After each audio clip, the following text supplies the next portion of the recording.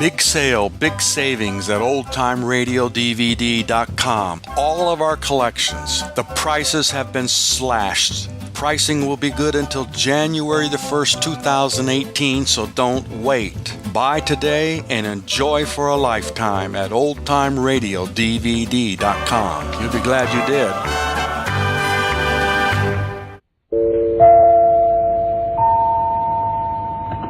Yes? Who is this? It's me, Sam. Sam? Samantha, your secretary, Lee. I know, but what the heck are you calling for at this time of night? Don't you ever sleep? Oh, Lee, they picked up a boyfriend of mine on a charge of murder, and he didn't do it. Well, if he didn't do it, what are you worried about? The trouble is, although I know he didn't do it, he's confessed to the murder.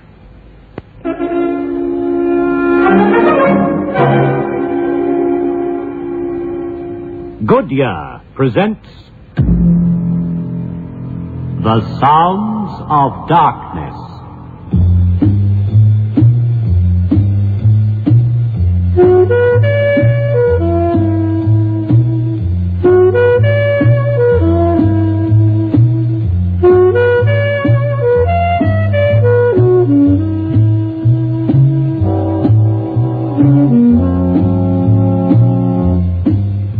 Good evening.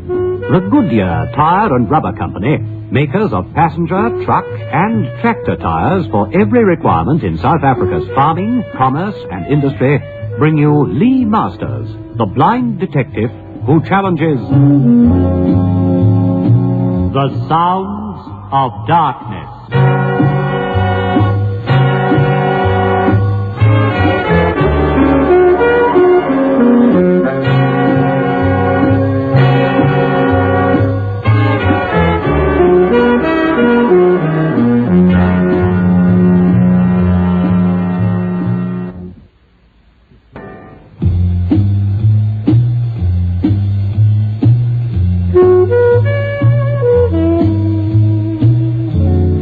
In tonight's Sounds of Darkness, you will hear Tony Jay as Lee Masters, James White as Johnny Bridges, and Elaine Lee as Samantha Darlington. Others in the cast are Patricia Sanders, George Carellin, Gordon Mulholland, and Hugh Rouse.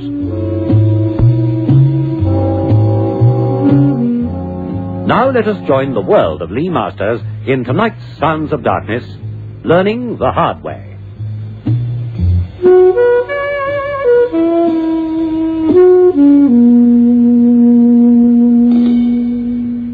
All right, Sam. Tell me all about it. Well, his name is Bruce Skinner. He's an artist. An artist? You mean the full bit? Greenwich Village, sandals and beard? Well, he does live in the village, and he does have a beard, but, well, he's not a hippie.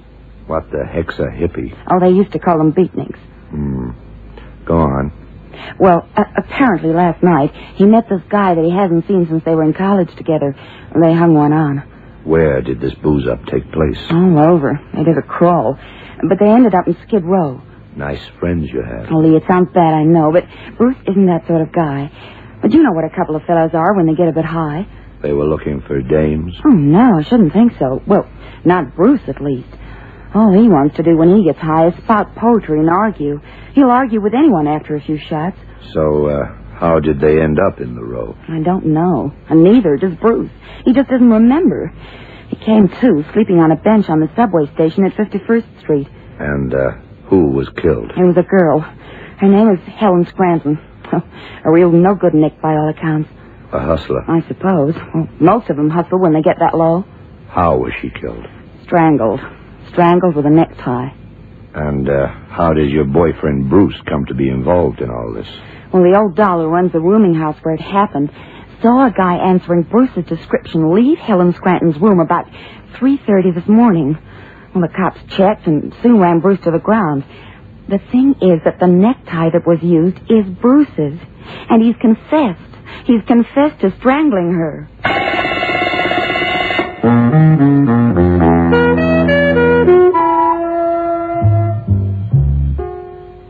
Okay, Johnny. Now, here's the score as far as I've been able to ascertain. Helen Scranton, vagrant. Practically a human derelict. Certainly no looker. Found strangled with a necktie. The necktie belongs to one Bruce Skinner. Artist, no permanent employ. But otherwise, no record. Seems to be a pretty regular sort of guy. Last night, he meets up with an old college chum. They go off on a bender together. Skinner passes out around 2 in the morning. Wakes up on a subway bench. According to him, he clearly remembers strangling a skinny brunette. Yeah. A brunette who was wearing blue hipster slacks and a white sweater. A perfect description of Helen Scranton. So, what's the problem? The problem, Johnny, is feminine intuition.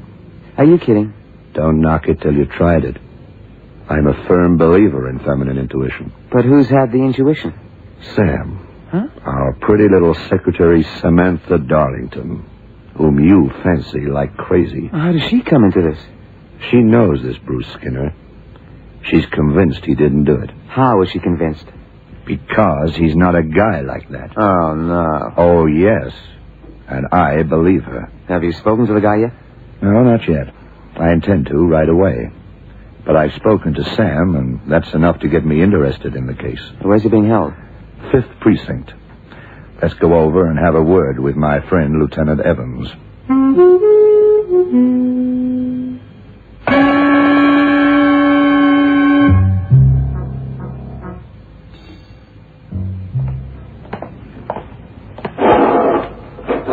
Well, here he is, Lee. It's against the rules, as you know, but I reckon our friendship will stand for you to have 10 minutes with him. Thanks, Bertie. Okay. Take me in, Johnny. Straight in, Lee.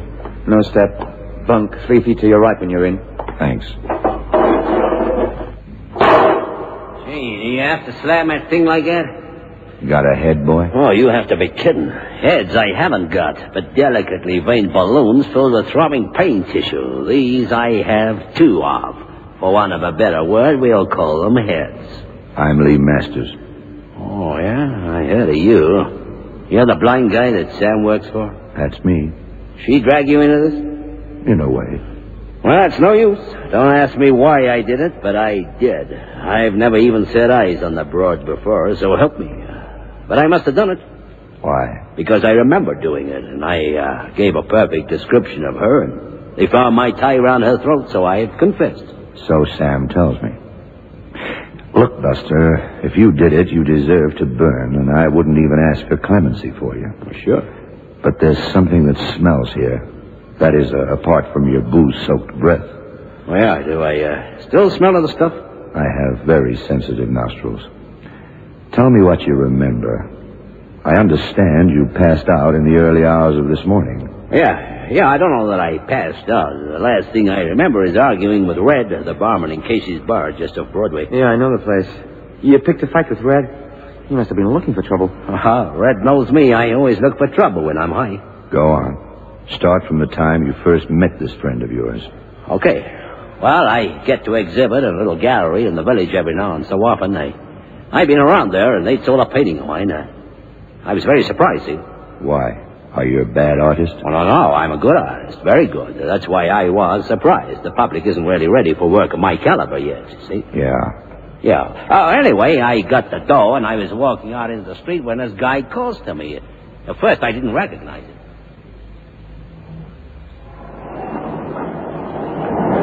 Hey there, Skinny, wait up, will you? Hold it. Me? Yeah. The beard had me fooled for a moment, but I know those legs anywhere, boy, believe me. Oh, don't tell me it's Bertie Wagnall. Another but. You live in New York? No, I live down in Philadelphia. Oh, what brings you here, to the hub of the universe? Oh, a little business. Wow, this calls for a little celebration. That it does, friend of my youth. And it couldn't have come at a more opportune moment. Okay. I sold a picture, and I'm slightly loaded. How do you like that? Look, I got a couple of things to do. Now, you pick me up at my hotel about 8:30 tonight. Sure, yeah. Skinny, we'll paint this town a delicate shade of pink. What's a date? I'll be around about 8:30. 8:30, I picked him up, and we had a couple in the bar of the hotel where he's staying. What hotel is that? The Marlborough. You know it? I know it. Well, from there, we just sort of drifted from one pub to the other. The last I remember, like I said, was Casey's bar. Apart from remembering the fact that you strangled the broad. Yeah, apart from that. It's so real, you know, and I don't even know her, Mr. Masters. Do you think I did it? Do you? Well, I suppose I must have. The funny thing is, sometimes I feel like I must have dreamed it. The next minute, I know I did it. And right now, how do you feel about it right now? Right now, I feel I must be going out of my mind.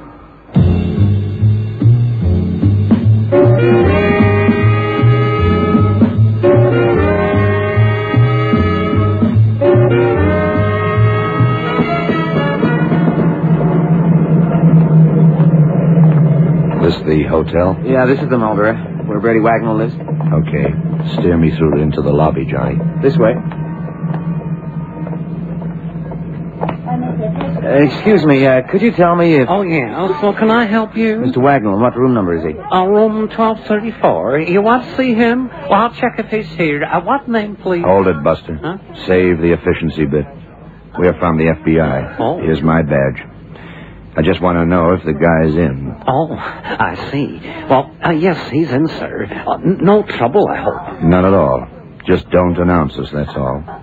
Come on, Johnny. Room 1234, you said. That's right, sir. Oh, the elevator's over to your right.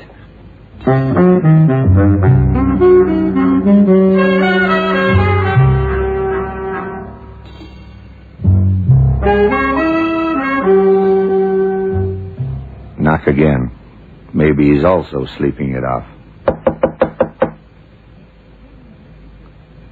No answer. Must be out. Funny. Hang on a minute. I got keys here for all kinds of locks. Here, try a couple of these. Okay. This one usually works on hotel rooms. Hey, right first time, as usual. Jealousy will get you nowhere, son. Yeah? What is it? Hey, what's going on here? FBI. We knocked. There was no answer. I was learning. I'm busy learning Spanish. I got a job to do in Mexico in a couple of months. Something I can do for you? Yeah. We're looking into a killing in which a friend of yours seems to be involved. Oh, you mean Skinny? Bruce Skinner. Is that a federal case? In a way. What can you tell us about it? Well, I can't tell you a thing, really. Well, nothing is that I haven't already told the police. I know it sounds screwy. I mean, Skinny just isn't that type of guy, but for my money, he did it. He killed this Helen Scranton broad.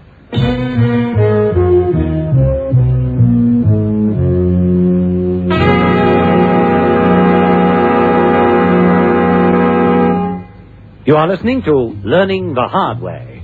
Tonight's Sounds of Darkness, brought to you by Goodyear, the greatest name in rubber.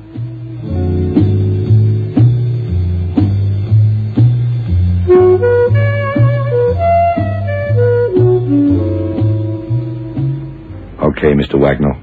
Tell us your version of the story. Yeah, sure. I'll just switch off and put this junk away. Well, you see now, what was like this? I met Skinny by accident. You didn't know where he was staying? Where he was working? What he was doing? No, I didn't. Not a thing. See, I've been living in Philadelphia ever since I left college, and that was the last time I saw Skinny in college. You mean since, when was it you left college? 1962. Since 1962, you haven't seen Bruce Skinner. That's 5 years. Yeah, that's right. Something wrong in that? No. Should there be? Well, how do you mean, should there be? We both started our different careers in different states. What is your career, Mr. Wagnall? Me? Well, I'm actually going into politics. I work for the DA's office in Philadelphia. A lawyer, huh? Well, at the moment, yeah. Like I say, I hope for a career in politics. Yeah. Married? No, not anymore. I did get married just after college, actually, but it didn't take. So now you're divorced? No, separated. We just parted. There are no kids, and I got no intention of getting married for a few years. You know, I'm far too busy making my career, that sort of thing, so I haven't bothered about a divorce. And, of course, even in this so-called enlightened day and age, for a man planning a public career like a politician, having a divorce somewhere in the background isn't a good thing, is it? No, I suppose not. I hadn't thought about it that way. Sooner or later, maybe Heather is going to want to get married to someone, and when she does, I've no doubt that she'll get on to me about making things legal. That's your wife's name? Heather? That's right. When did you see her last? Well, not since we broke up, back in 1963. 4 years, huh? And, what makes you think Bruce Skinner did the killing? Well, you know how some guys are when they're high. They want to look for atmosphere. Well, that was Bruce. He thought that we might meet some interesting characters in Skid Row. We went into a bar there. He started talking to this broad. That's when I left. By this broad, you mean Helen Scranton? No, some other doll. I didn't know her name. Anyway, the party looked like getting a little too rough for me. Like you said, a guy can't be too careful. Did I say that? Yeah, you know, about divorce, scandals, that sort of thing. Yeah. Yeah, that's right. So you left. Next I heard, they picked up Bruce this morning.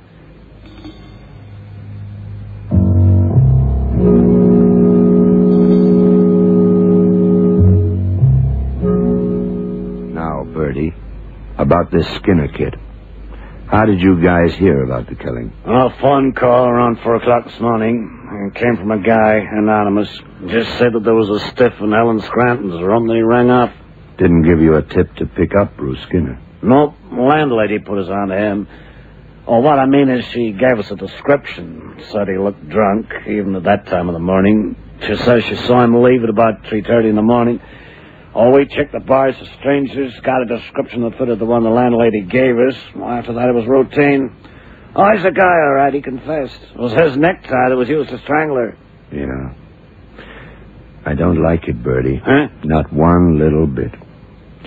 What do you know about this broad, Helen Scranton? That her real name? Well, no, as a matter of fact, it isn't her real name. Her name was Seymour, Heather Seymour.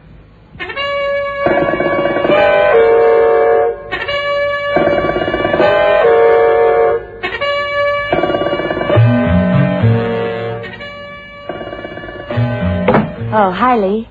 Hi, Sam. Well, what did you find out? This Bertie Wagnall seems to be all he says he is. Up-and-coming young light in DA's office in Philly.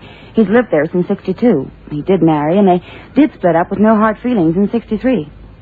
Oh, for my money, he's clean. I wonder.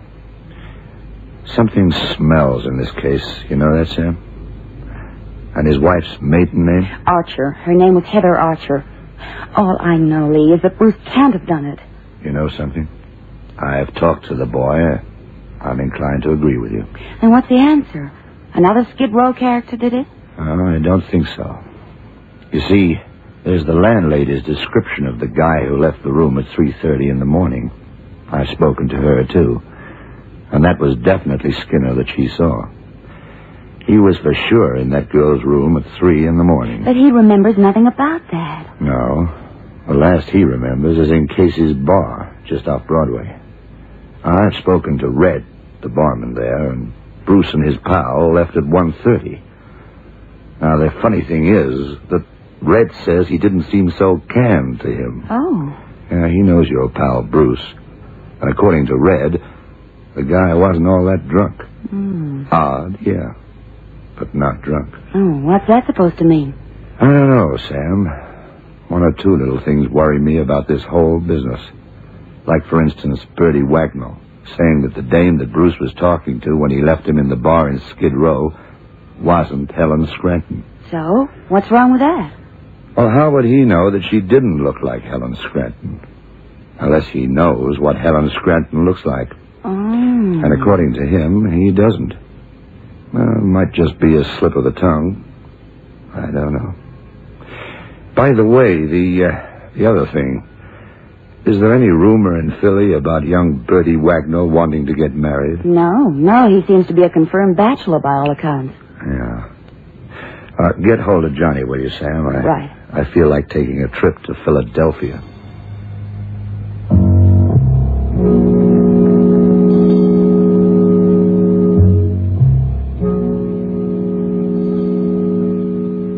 Gentlemen, can I be of assistance? FBI. Oh. Here's my badge. Oh, I see. Yes, sir. Now, look. I want you to find for me the original document registering the marriage of one Albert Wagnall, 1962. You got that? Yes, sir. Right away, sir. One moment. I'll get it for you right away. I still don't get it, Lee. Sam checked on this. Why do we have to come all the way to Philadelphia to check again? Because, Johnny, this Wagnall guy is the guilty one in my book. I have a hunch he knows Helen Scranton. His wife's Christian name was the same as Helen Scranton's real name, Heather. But her maiden name was Archer. Helen Scranton's real name was Seymour. Exactly, so why are we here? When people change their names, they keep their same initials 9 times out of 10. That's one reason. 2, Wagnall knew Helen Scranton. 3, possible motive. It wouldn't look good for an up-and-coming lawyer to be married to a girl who lives in Skid Row. A no-good, a derelict, would it? No, I suppose not. Here you are, sir. Albert Wagnall. Who did he marry? Now, let's see. Here we are, sir. Heather Archer. You're wrong this time, Lee. I don't think so, Johnny. Not yet. Have a look at that entry. Does it look to you as if it might have been altered? Just a second. Oh, but that could never happen here. Hey, you know something, Lee? I don't know how you do it, but I'd say yes. This entry has definitely been altered. My word. Yeah. It wouldn't be the first time either. All right, Johnny. It's a long shot, but maybe we'll hit pay dirt. Look, get the witnesses' names and addresses, and let's go and see them right away.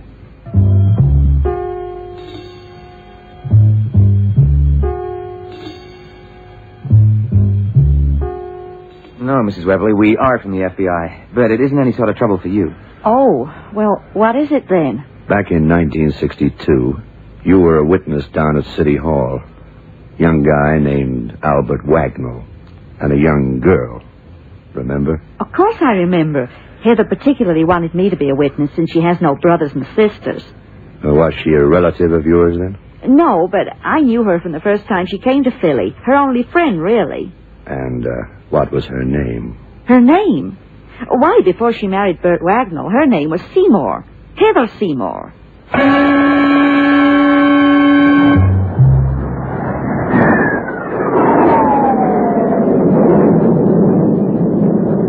How long before we hit New York, Johnny? 30 minutes. But I got hold of Evans. They'll have picked up Wagnall by now. You know, what worries me is this confession of Bruce Skinner's. Huh? I know Wagnall did it. We can prove that the dead woman was actually his wife, Heather Seymour, and that she was blackmailing him. He was paying her dough to keep quiet about the marriage. So, we know his motive.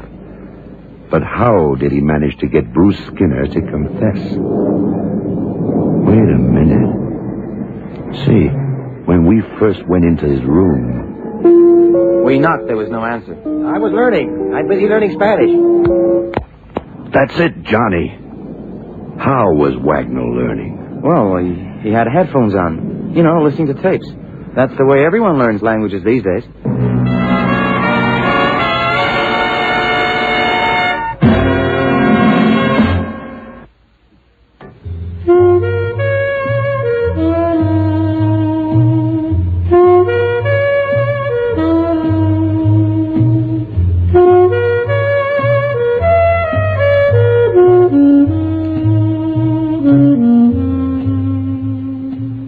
Sorry, I didn't think. You're supposed to tell me everything that's going on.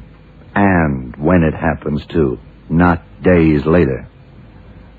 If you'd told me about the headphones, I would have cottoned on to how Wagnall got Bruce to confess to a crime he didn't commit. Gee, I feel real bad about this, Lee. So you should. Anyway, it's over now. No harm done. Yeah, but I still don't see. Well, I'll tell you. Yeah. Now listen. First of all, Bruce said the last thing he remembered was being in Casey's bar, right? Right. Right. But Red, the barman, said he wasn't so drunk. Odd, he said, but not drunk. Uh-huh. Well, right then, I thought Bruce had been drugged. Maybe our friend Wagnall slipped him LSD or some other hallucinatory drug. Bruce blacked out. Yeah. Wagnall took him to his hotel room, and the night clerk confirms this. And he gave him a dose of suggestion over those phones. Yeah. Yeah, he suggested that Bruce killed Helen Scranton. Actually, it was Wagnall who did it, of course. Mm. And Bruce was probably in the room, too. But out. That's how his necktie came to be used. So, Wagnall left him there. At 3:30, Bruce comes to. But not enough that he remembers anything. Well, he leaves the room, is seen by the landlady, and the rest you know. The rest I know. No, it was Wagnall's slip that first made me suspicious. Of course, he'd had access to the records, working in the DA's office, and he'd changed them. Well, let that be a lesson to you. A lesson? Yeah. You're my eyes. You must tell me everything, even the obvious things. If I hadn't remembered the conversation and thought there was something funny about Wagnall from the first, we might never have cracked this one.